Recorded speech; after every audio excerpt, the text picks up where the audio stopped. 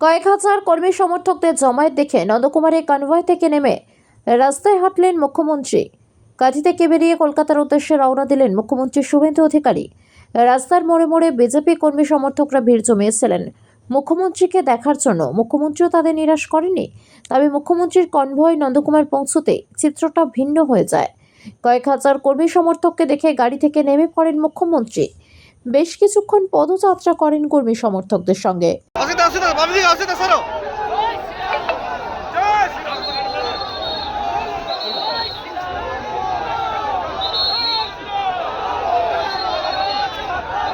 শেখ রতনের report, PB news.